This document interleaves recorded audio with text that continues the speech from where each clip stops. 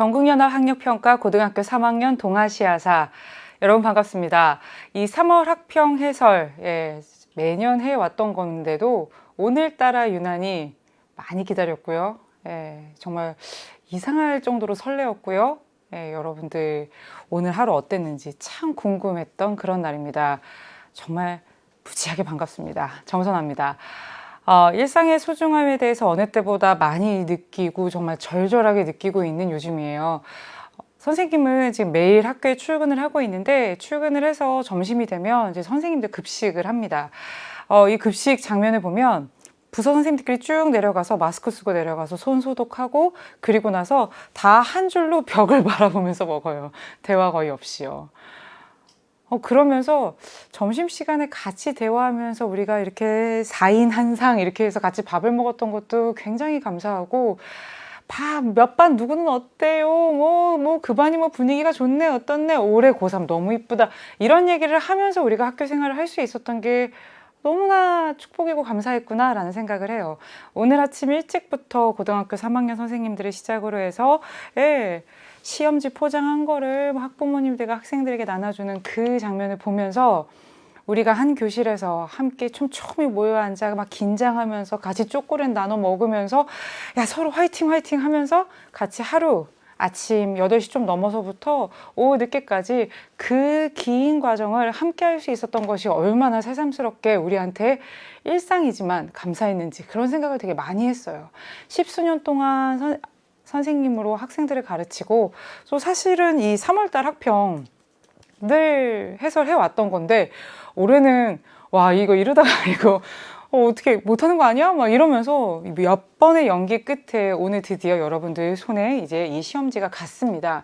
여러분들이 이제 학교에서 보는 그 현장감을 최대한 집에서 살려가면서 최선을 다해 집중해서 본 여러분들을 우선은 너무 칭찬해주고 싶고요. 스스로 좀 안아주세요. 쉽지 않아요. 그렇게 딱 세팅되어 있는 환경이 아닌 상황에서 그 집중력을 유지하면서 시간을 재면서 푼다는 거.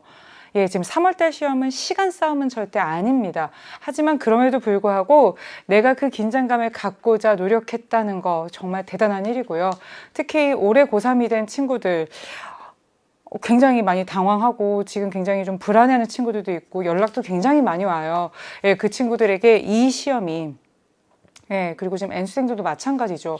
기숙학원에 있는 친구들 얘기 들어보니까 한 번도 집에 못 나간 친구들도 있다 하더라고요.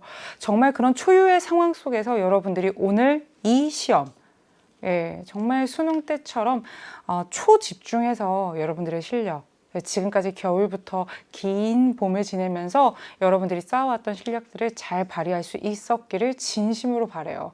너무 보고 싶은 거야 오늘. 나 진짜 이렇게 아리삼삼할 정도로 이렇게 우리 애들이 보고 싶었던 적이 있었나 싶을 정도로 그랬어요. 오늘 선생님이 되게 여기 일찍 왔거든요. 일찍 와서 뭐 국수영 선생님들도 뵙고 사회탐구 선생님들도 뵙고 했는데 대체로 뭐 좀 수월했다 괜찮았다라는 과목 선생님들을 좀 많이 만났어요. 동아시아사 같은 경우에 어땠나 역사 선생님들이랑도 얘기를 해보고 선생님도 같이 풀고 또 대학교 1학년이 된 친구들 내가 시켜봤어. 조교도 막 시켜보고 다 해봤는데 실제로 동아시아사 그리고 출제진들과 같이 얘기를 하고 또 검토도 하면서 내린 결론은 동아시아사 같은 경우에는 그렇게 만만치는 않았습니다. 그래서 우리 친구들이 느꼈을 그 마음 다른 과목은 다 쉬웠다고 하는데 동아시아사는 텍스트도 조금 낯선 것도 있고 어려운 것도 있고 혹시 내가 공부가 부족해서 나만 어렵다고 느꼈나? 지금 그게 지금 판단이 잘 안 서잖아.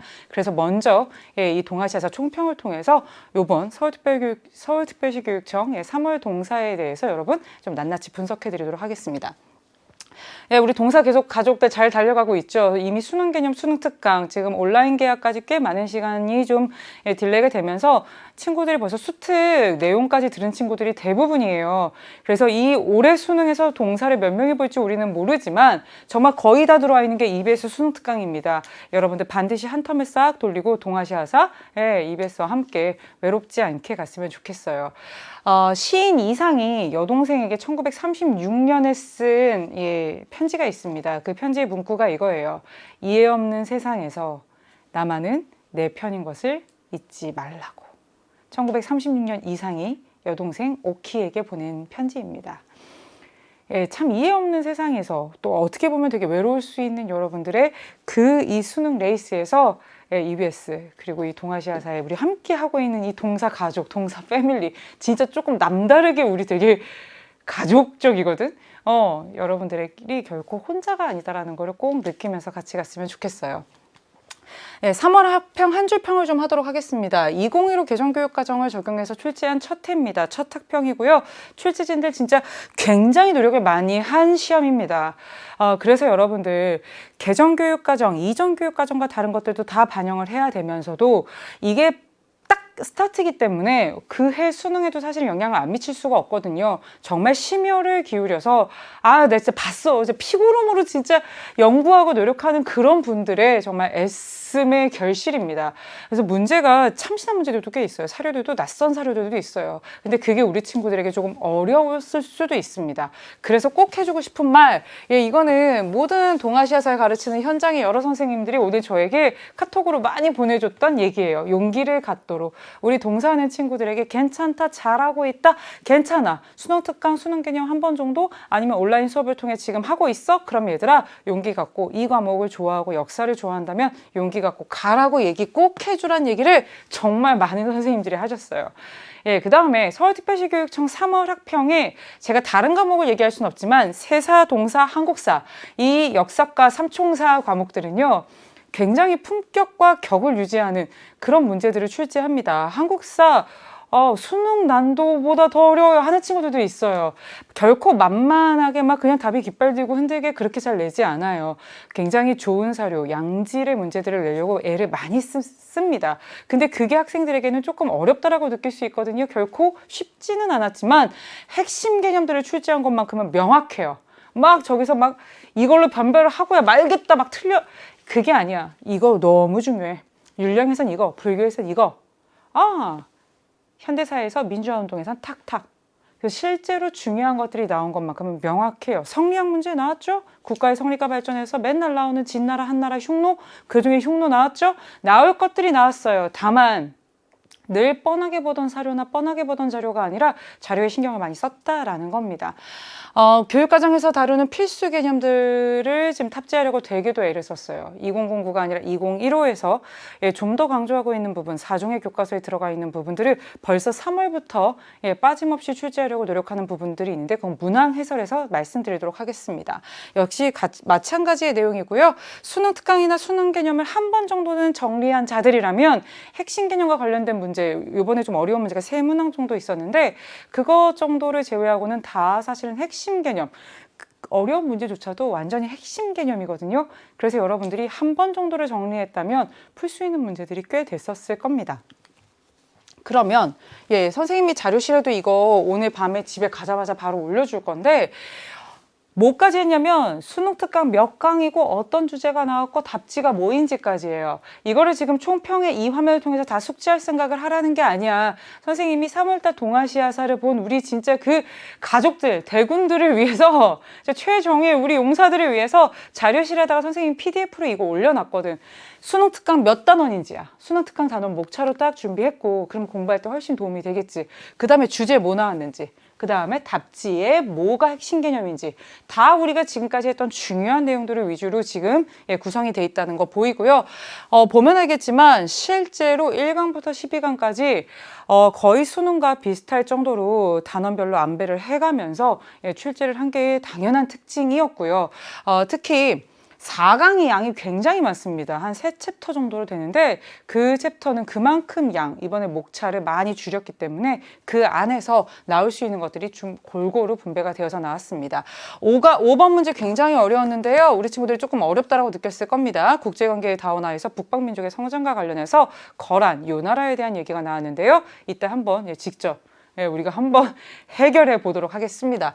6번부터 10번 문제에서는 10번 문제가 우리 친구들에게 조금 어려웠을 겁니다. 17세기 전후의 동아시아 전쟁, 그래서 우리가 임진왜란, 정유재란, 정묘호란, 병자호란을 다 배우는데 그럼에도 불구하고 이게 연표로 나오면서 조금 어려웠습니다. 허나 수능개념 수능특강에서 연표까지 같이 강의 시간에 다뤄드렸거든요. 그러니까 여러분들이 이런 문제를 내가 실전 상황에서 부셔가면서 맞출 수 있는지를 한번 씨름을 해봤었으면 나는 그걸로 좋게요. 나머지는 다 핵심이에요. 뭐 징기스칸, 뭐 정화, 성리학 전형적으로 나올 수밖에 없는 문제들이 출제됐다. 이렇게 알아두시면 되겠고요. 11번에서 15번 같은 경우에 역시 12번이 좀 어렵게 나왔습니다. 청나라 천계령이 시행됐던 시기와 관련된 역시 시기 문제였기 때문에 조금 어려웠는데요. 하지만 나머지 문제들 역시 대표적인 단원의 핵심 개념은 17에서 19세기 동아시아의 서민문화, 그 다음에 개항, 전형적인 서양 문물의 수용의 대표적인 사상 뭐 이런 것들이 출제가 되면서 여러분들이 와 느닷없어 난데없어 하늘에서 뚝 떨어진 문제야 이렇게 느낄 문제는 없었어요. 다만 현대사 문항 같은 경우에는 문항 자체의 난도보다는 우리 친구들이 현대사를 현역 고3들인 경우에는 사실은 현대사가 이렇게 좀 제대로 다뤄지는 문제들을 많이 풀어본 경험이 없기 때문에 현대사가 출제되는 것 자체로도 좀 어렵다고 느낄 수 있거든요.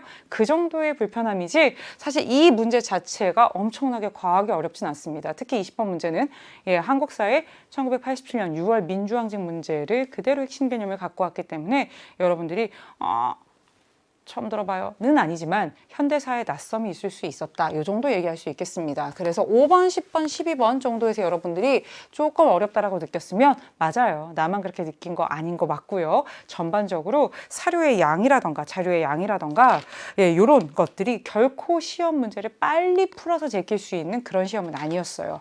그리고 3월 달에 여러분들 나 이거 20분 컷 이거 의미 없어요.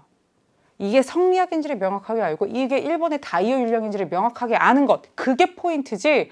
나 지금 이거 20분 만에 풀어갖고 18개 맞추는 게 지금 뭐 아니야. 핵심 개념이 무엇인지를 명확하게 알고 가는 게 핵심입니다.